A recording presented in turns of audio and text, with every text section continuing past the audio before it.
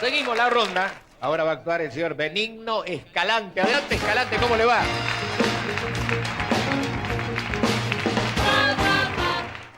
Hay sonidos que son máquinas del tiempo. Para miles de argentinos, durante décadas, la televisión fue un escenario temible y soñado. Un lugar donde la fama y el ridículo vivían en el mismo metro cuadrado. Y en el centro de esa arena, había un hombre, un zar de la televisión, que oficiaba de maestro de ceremonias. Hoy, en Ecos del Pasado Argentino, vamos a explorar un fenómeno.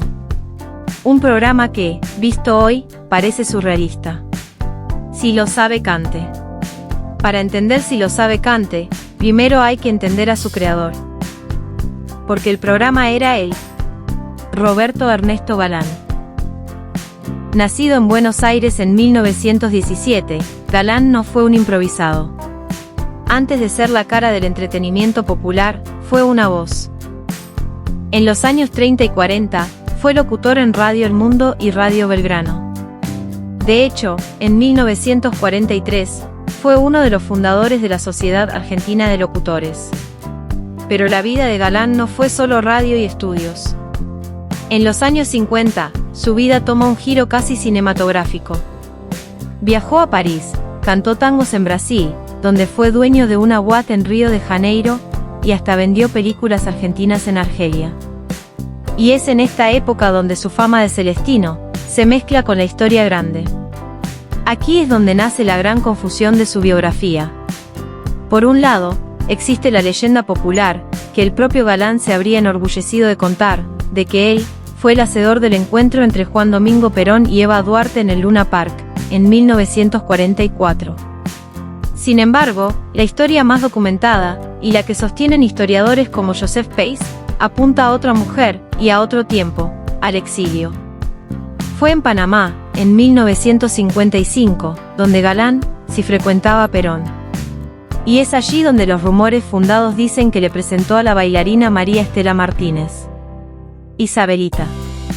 El propio Galán bajaría el tono de esto en entrevistas, diciendo que su amistad con Perón era al margen de la política, éramos simplemente dos amigos que hablábamos de deporte, teatro o literatura. Sea cual sea la versión real, la de Vita que él contaba, o la de Isabelita que sostienen los historiadores, una cosa es clara, Galán no era solo un presentador, era un hombre conectado con el poder. Cuando Galán vuelve a la televisión argentina en los 60, trae ese olfato único para lo popular. Antes de su gran éxito, hubo un prólogo. En 1963, estrena en Canal 9, Remates Musicales. Ya estaba La Semilla, un concurso de canto. Y ahí, en ese programa primerizo, vemos un ejemplo perfecto de lo que buscaba. Un joven de raíces italianas se pasaba las tardes cantando canzonetas en la puerta del canal, en el pasaje Shelley. Era insistente. Finalmente, Galán y sus productores lo dejaron entrar. Ese joven se llamaba Piero. Remates Musicales fue el laboratorio. Pero 5 años después, en 1968, ya en el Canal 7, Galán presentaría su creación definitiva. El monstruo. El estreno de Si lo sabe, cante en 1968 fue un terremoto. En una época con solo 4 canales en blanco y negro, el programa llegó a superar los 30 puntos de rating. Pero, ¿qué tenía? Hoy estamos invadidos de talent shows. La Voz, Got Talent, Operación Triunfo. Todos son formatos internacionales que buscan pulir diamantes en bruto. Buscan al próximo profesional.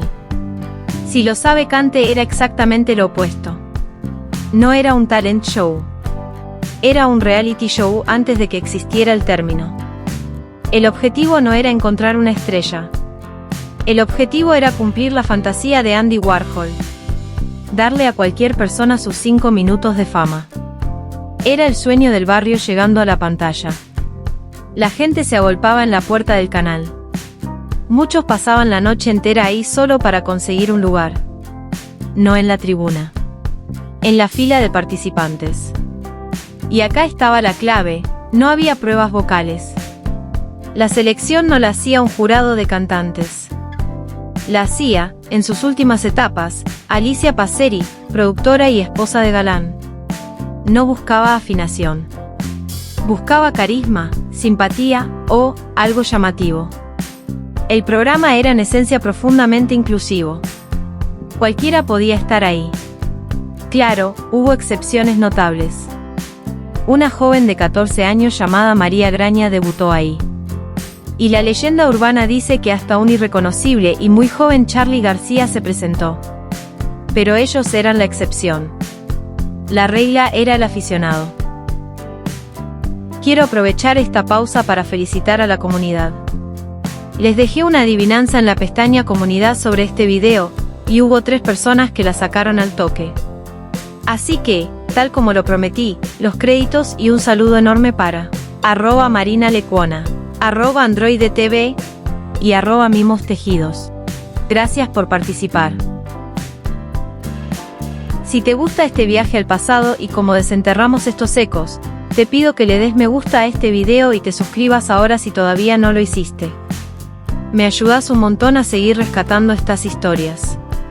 Y si te va la nostalgia por los íconos de la tele, cuando termines este video, te invito a ver el que hicimos sobre Gachi Ferrari y también el de Berugo Carámbula.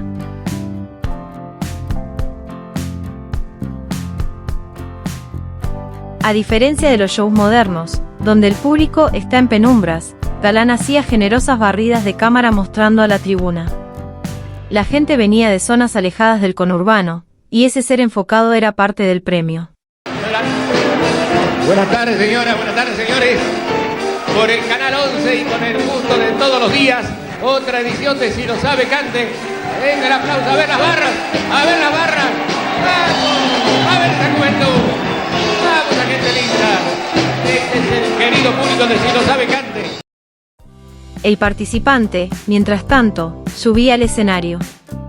Y aquí se notaba la otra gran diferencia. La estética. No había estilistas. No había maquillaje ni vestuario de producción. La gente iba con su ropa de domingo, con lo mejorcito que tenía en casa. Con una humildad en el atuendo que generaba una empatía inmediata. Y ahí estaba Galán. Siempre de traje impecable, corbata, pañuelo ostentoso en el bolsillo, el jopo y su bigote característico. Galán era un anfitrión cálido, pero caminaba sobre una línea muy delgada. Indagaba al participante sobre su vida, bromeaba. Y muchas veces fue criticado por esto. Era humor cómplice. O era mofa. Se estaba riendo con el participante, o del participante. Era un filo peligroso. Nervioso. Está nervioso. Hay que mimarlo porque es mimoso. Hay que aplaudirlo un poquito más. Está nervioso. Está nervioso. Hay que mimarlo porque es mimoso. Hay que aplaudirlo un poquito más. Ahora sí, mejor, gracias. Un beso grande a mi mujer Salute. que me está mirando. Bueno, está bien. Perdón, señora. No, un beso a mi mujer, a mis hijos que... El terror al ridículo era real. El participante empezaba a cantar, y el maestro Carlos Marzán y su orquesta tenían que seguirlo en vivo, adivinando la tonalidad, sin ensayo previo. Si la cosa iba muy mal sonaba un sonido metálico que ponía fin a la ilusión. Gracias, adelante. Un trío. Pero si llegaban al final, el veredicto era democrático. La tribuna. El aplauso del público decidía al ganador. La función. La número 3.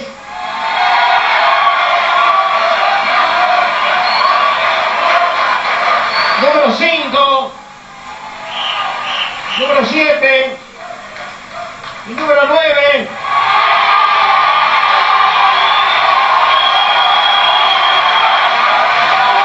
Ganador el número 9 ganó el 9. Segunda la número 3. Segunda la número 3. Los premios eran tan modestos como los participantes. Vouchers para cenar en una cantina, una medalla. Y el premio más famoso, El más codiciado y el más bizarro de la televisión argentina. Una jaula con un canario. Galán no estaba solo. Estaba flanqueado por sus famosas secretarias. Ellas fueron las primeras chicas de programa, que se convirtieron en estrellas por derecho propio. Generalmente en minifalda, cada una tenía un rol. Estaban las históricas. Dorita Delgado, famosa por su risa expansiva, a veces sin motivo, Gladys Mancini. La discreta, la misteriosa, y Jorgelina Aranda. La sexy, que años después sería consuegra de Susana Jiménez. En los 90, la nueva camada aportó juventud. Estela Maris Muñoz, ex mujer de Luis Ventura, Ángeles Cudós, y Petty Castillo. El fenómeno era tal que, en los años 70, Galán, las secretarias y la orquesta, salían de gira por clubes del Gran Buenos Aires y el interior. Llenaban estadios. Las secretarias necesitaban seguridad personal para moverse entre la multitud que pedía autógrafos. Se vendían sus fotos y, por supuesto, el disco del programa.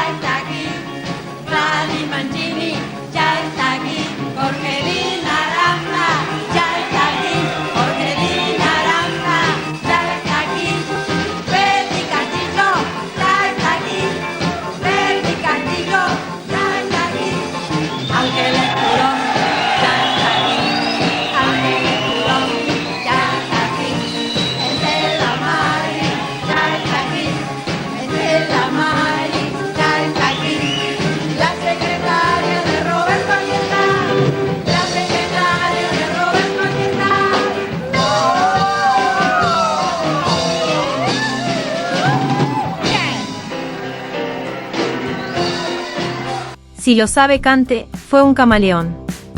Nació en Canal 7, pero pasó por Tele 11, Tele 2 y América. Pero el propio Galán también sufrió los vaivenes del país. Durante la dictadura militar, su cercanía histórica con Perón no lo ayudó. Se dice que tenía una pésima relación con López Rega y los militares. Fue prohibido durante un tiempo. En esa época, compró un boliche, Tangolerías, donde hacía shows y contaba historias. Y es que Roberto Galán no era solo, si lo sabe Cante. Su olfato para lo popular era inmenso. Ya en 1971 había estrenado su otro pilar legendario, Yo me quiero casar, ¿y usted? Y tras la prohibición, en el gobierno de Vignone, incluso incursionó en lo culinario con Cocinando con Galán. Estos otros programas, el que formaba parejas y el que enseñaba recetas, demostraron que Galán era un universo en sí mismo, y son un eco del pasado que merecen, sin dudas, su propio capítulo. Pero, si lo sabe Cante, fue su nave insignia. Tuvo su gran regreso y montó su última temporada en los 90, entre 1999 y el verano del 2000, por América, compitiendo en popularidad con sus propios éxitos. Roberto Galán falleció poco después, el 9 de noviembre del año 2000, a los 83 años, víctima de un cáncer de próstata. Con él, se fue una forma de hacer televisión. Una televisión artesanal, popular, sin filtros y sin sofisticaciones. Hoy, los concursos de canto buscan la perfección técnica, la historia de superación y el contrato discográfico. Si lo sabe Cante, buscaba algo más simple y, quizás, más honesto. El derecho de cualquiera a pararse frente al país y, bien o mal, simplemente, cantar. Un eco de aplausos, el sonido de un canario, y la memoria de un tiempo donde la televisión era, sobre todo, un espejo de la gente común. ¿Y vos? ¿Mirabas Si lo sabe Cante? Si este video te trajo recuerdos, te pido que me ayudes con un me gusta, que lo compartas con alguien que sepas que lo va a disfrutar y que te suscribas si todavía no lo hiciste. Y quédate atento, porque la historia de Galán no terminó acá. Gracias por acompañarme en este rescate.